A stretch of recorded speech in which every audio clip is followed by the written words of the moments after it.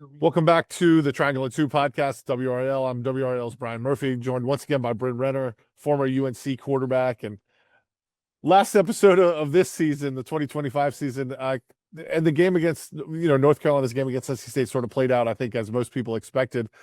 NC State just obviously dominated the game along both lines. Carolina unable to run the ball, which put a lot of pressure on Gio. And then the quarterback run, both with CJ Bailey and reserve Will Wilson, NC State's short yardage specialist. He had 4 touchdowns, and just whenever they needed it, they got 4 out of 4 on third down. Whenever NC State, Carolina couldn't get him off the field. What did you see in that game? I think it played out like most people thought it would. Yeah, no doubt, Brian. I think it was exactly what we thought was going to happen. And I think one thing that is very, very for certain is Dave Doran's done a heck of a job of training his entire building to hate Carolina, and he pushes all the right buttons for this game. And it's something in the offseason that we definitely need to fix, including the Wake Forest and Wake Forest rivalry and Duke rivalry. I think it's just you commend NC State for the way they played. They played a lot harder, a lot more physical. It meant more to them than it did North Carolina, and that's upsetting as far as being a alum and a former player. But I think you saw the same song and dance for Carolina that we've seen all year. Unable to run the ball effectively, forcing Gio to do things out of his comfort zone and try to make all world plays that he might not be capable of doing. And I think it's the areas of concern and that we've mentioned the last couple of weeks. And I think for me, it's the undisciplined part of certain drives as well. Like on one play, we get 3 penalties and they score. And I'm like, that's kind of what's been happening. We're losing the unsportsmanlike battle again. There's undisciplined play all over the field. And I think we've got out and coached the last 3 weeks for sure. And it hasn't been a very good season. So I think I'm looking forward to the offseason. Yeah, just to tidy up some of that, I think 11 penalties for Carolina. Those were accepted penalties. They were called for more that weren't accepted.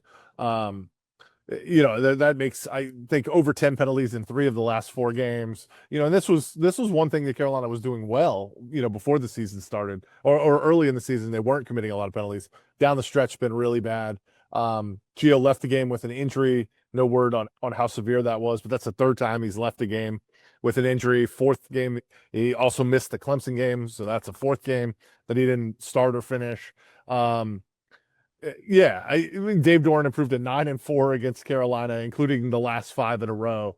And he'll be back for a 14th season at NC State, they announced over the weekend. But, when you look at what Carolina needs to do this offseason, the portal's already started. I mean, I know it doesn't open for another month, but people are jumping in already. At least 2 wide receivers, Chris Culliver and Jason Robinson Jr. are already reportedly in the portal for Carolina. I think you're going to see massive roster turnover. National Signing Day is on Wednesday. What do you want to see out of this team in the offseason? And by all indications, let me just get this out there. Bill Belichick is going to be back. Michael Lombardi is going to be back as general manager. What can they do in year 2 to improve on a 4-8 season that I think was a disappointment for everybody? I'm not sure expectations were completely in line with this team's talent, going 10-2 or winning the ACC. But I think 4-8 is at the very low end of what this team was expected to do. Yeah, no doubt. I think there needs to be a sense of urgency to get better really, really quick. And I think, some of the things that are very obvious, but I'd like to see a quarterback competition. I'd like to see, maybe, Max leaving that room, potentially, coming back for another year, but just kind of refining that room and maybe create some competition. I think Gio coming back and having a full year to kind of process this offense will help. But I think also going in the portal and seeing that that's a sign of a need, because he has had injuries and having a backup ready, or whoever wins that race. I think the quarterback position is something we have to shore up and finding an offensive identity, Brian. I think that was kind of the common Achilles heel for us.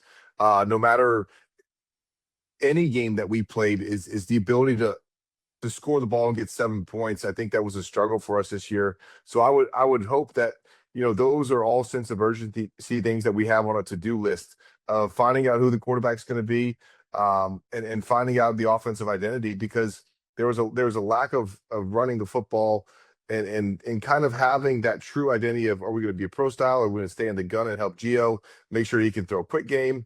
So there's just little things on the offensive side that need to be cleaned up. And I think in today's day and age of college sports, Brian, you have to understand that if you go get a guy in the portal, where does the backup land? Is he going to be a true freshman, or there is no middle ground, right? So if you go get a 6-month replacement, which we had some of those this season, you have to have somebody that's ready, that you can go get reps as far as practice is concerned, because he might be one play away.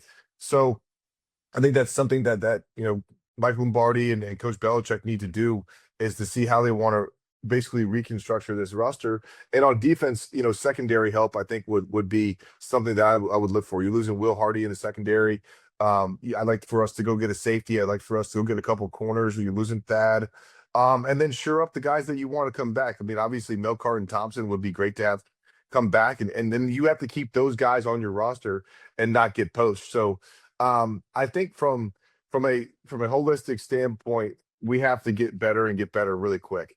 And also, unfortunately, there's guys in the portal that'll be looking to go other places, but we went 4-8. So who's on our roster now that can attract other people to come and play for Carolina?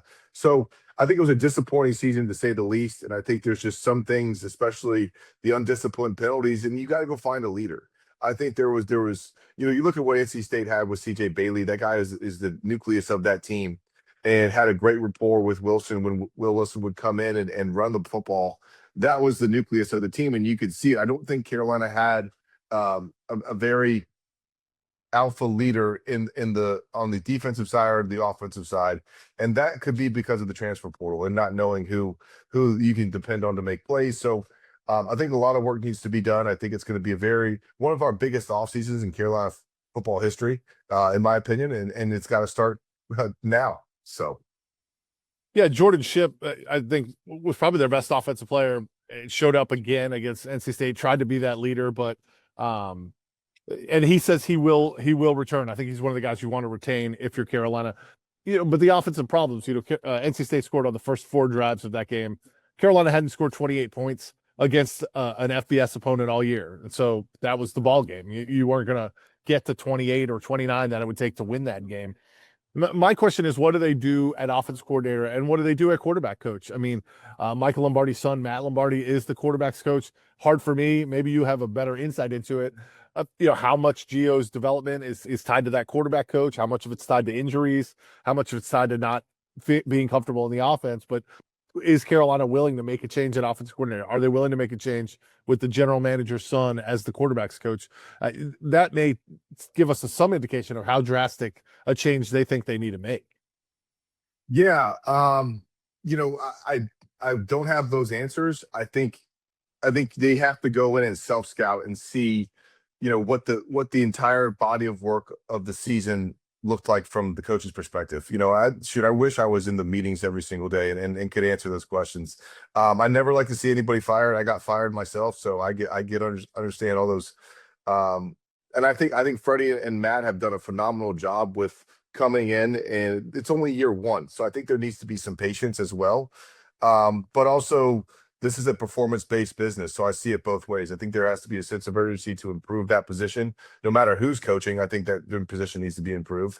And if both of those guys do come back, how are we going to get better as an offense and score more points? I think that's what they want to do, and they'll have time to do that. I think this is going to be a huge offseason to kind of get new guys in there, and kind of figure out, hey, this has been our first year of experiencing what the ACC is like, and kind of getting your head around a lot of different things to make those decisions. But I do know this on a positive note. Coach Belichick's done this for a long time, and I know he's probably just as frustrated as anybody in that building, and he's going to be determined to get it fixed.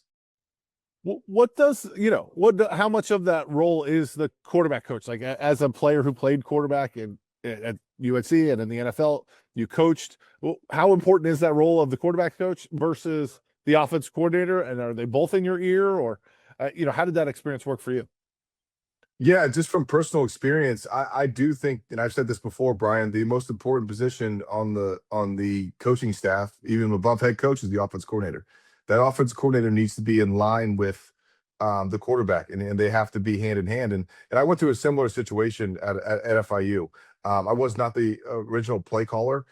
We actually had another guy who was calling plays, but I was the quarterback coach. So it was a three-headed monster of suggestions, and I think it can work.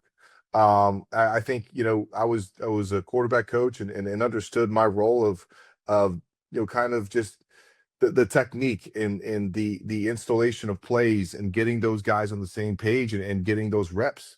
I think is vitally important, and I think you see what Freddie and Matt have done. I think there's different things that you can do and experiment with whoever's playing that position. But that room is so important as a whole, as we saw this year, to get it right. And I think you have another chance to do that, maybe in the transfer portal, or these freshmen can come along, and you have to reevaluate every single thing. And I think the number one thing we saw this year is if you can't score, you can't win. And we played great defense. I do commend that, but we were on the field way too long, and those guys have to do what they need to do from a business standpoint to make sure that we can score points. Yeah, quarterback's gonna be super interesting because you have Gio who has eligibility remaining. I think Max Johnson actually has eligibility remaining, and we'll see if he wants to continue to play. You got the two freshmen, Torrey Newkirk, clearly seems to be ahead of Bryce Baker on the depth chart, at least as of today or as of Saturday. He got into the NC State game. And then you have a big freshman recruit, 4-star coming in, who's been very public on social media about wanting to bring guys with him. And so that'll be a new dynamic that's added to it. So I think they will have to go add at least another veteran to that room at some point, because I don't think you can just hand Gio the job. It's going to have to be an open competition for that position. When you look at the road ahead, like, I wonder if Carolina, the rope on Belichick has run out, not necessarily from administration, but fans, right? They're the ones who bought all these tickets. They're the ones who bought into this hype this year. Like, what is it going to be like going into next year? Now they have an attractive home schedule, so that may help sell tickets, but you just wonder if that buzz from sponsorship, donations, ticket sales, all the things that they wanted to generate with the Belichick hire, if all that is dormant for next season. Yeah, I think that's a great question. I think it's a very fair question as far as the expectations that were probably a little bit too lofty to start the season. And I think this is such a critical year for Carolina football coming up. It's a critical 6 months. It's a critical 12 months to get back on track and to actually see the production from what we say. And so I think in saying that is the effort needs to improve from the entire building, I would say. And look, I listen to the fans all the time, and I am one, and I'm a huge supporter of Carolina football, always will be. But you didn't see enough progress for this season going forward to each and every single game. So I think that's the biggest key. Is one thing I know about football is you have to go to work. And you really got to put your head down and be totally focused on getting the kids better and developing them. And I think that's the biggest thing that we're losing from the transfer portal and all this change is everybody wants to think that going to somewhere else or having a coach do it for you or things like that. No, it's really got to be the onus on the players to get better. And their specific progress in doing that. You can't just show up and win games and think that you have a coach that's had this career in the past. Well, the past doesn't matter. It's about the now. And the players have to understand that their sense of urgency falls on them as well. So it's this one, Brian, marriage that is like the coach can get you to a certain point, but you ultimately have to go and make plays. And I think getting the right guys in the locker room, along with fixing some of the coaching issues and developing these players, you can have that turnaround success and then go from 4-8 to 8-4 and have these certain breakthrough moments, which we have to have. And it's just going to take a lot of work. I think it's not going to happen overnight. I do applaud what we've done in recruiting, but like I said, there are 40 freshmen coming in. Like we need to get, bigger, faster kids that can play right away, essentially. And kind of we have to revamp the roster. And so it's not going to be done with talking. It's going to be done with work and spring ball and getting these guys in winter conditioning as soon as possible and having an edge that you don't want to have another 4-8 season. I think that's a big thing. And for me, that's where it starts with the mentality. I mean, Belichick obviously had an amazing run in the pros, and because he was there so long, I think we attribute all that success to Bill. But Yeah. I mean, those Patriot teams had a ton of good players outside of Tom Brady. I mean, obviously Brady gets a ton of the credit, but they had, the Richard Seymours and and great running backs come through for 3 or 4 years, and Randy Moss, and I mean Joe Thuney. I'm like, they had a lot of really really good players that I think kind of get lost in the wash, and we just say Belichick and Brady. But no coach can do it without players, and I think that was one of the lessons that we learned this week. When we look at the transfer portal, I think Virginia and Duke are instructive, right? They're going to play for the ACC title this weekend. Virginia went to the portal heavy. I mean, they brought in a ton of guys, but to hear Tony Elliott talk, fit was number one, like above talent. Fit was the number one thing, and they had to fit the culture that they wanted. Duke does it the other way. They bring in guys, and then they don't leave. The value of a Duke education, or whatever resources they have to keep people.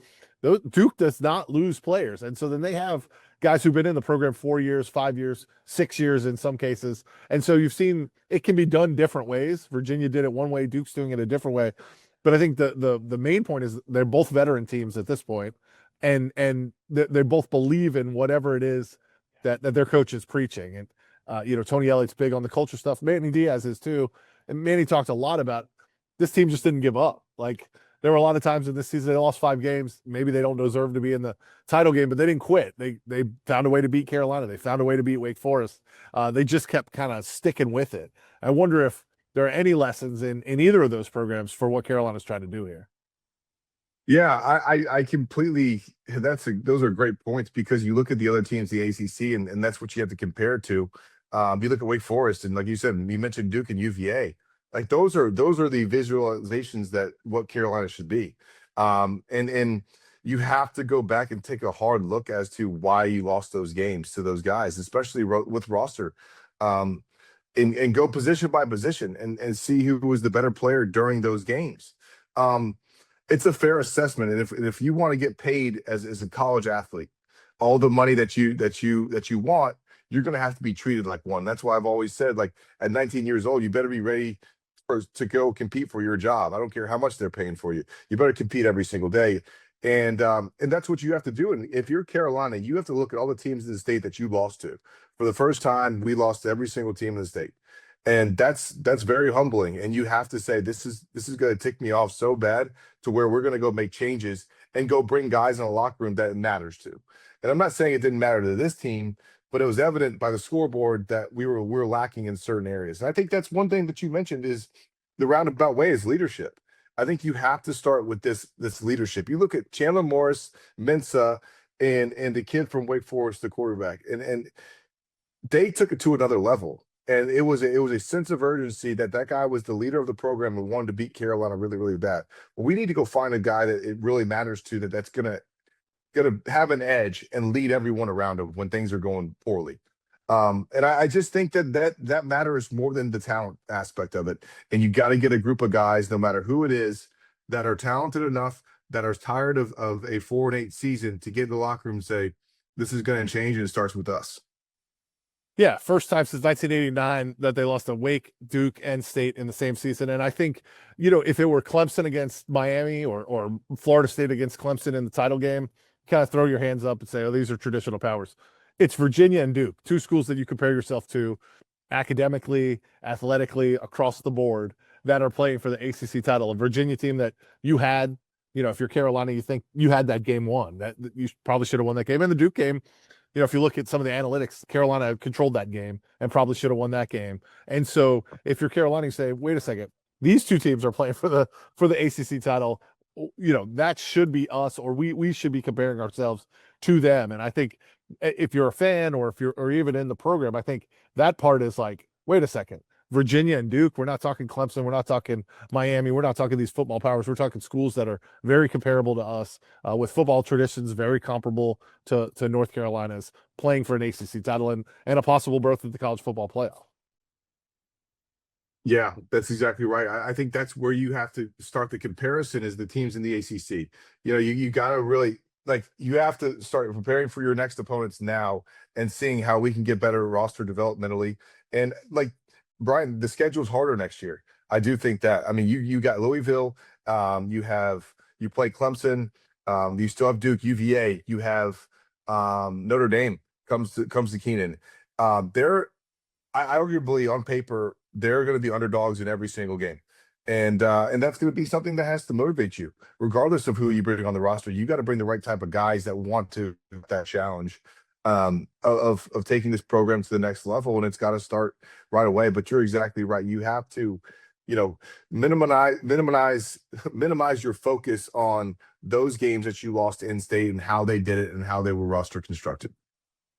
Yeah, just to your point, they play the non-conference games are TCU in Ireland, and we saw what happened with TCU this year. East Tennessee State, which is your bye game, FCS, at UConn, which beat Duke this year, and then Notre Dame at Keenan, and then your road games in the conference are at Clemson, at Duke, at Virginia, and at Pitt. I'm not sure they'll be favored in any of those games, and then Louisville, Miami, NC State, and Syracuse at home. I mean that. That's a schedule that you could end up with one win. I mean, you could be back in the darkest days of the beginning of the Mac Brown 1.0 era against that type of schedule if you don't vastly improve in the offseason. And you're going to be bringing in a lot of new players, at least 40 freshmen / JUCO guys now, and then we'll see what they add in the portal. The one difference, and I've heard Michael Lombardi talk about this, like there is no second portal.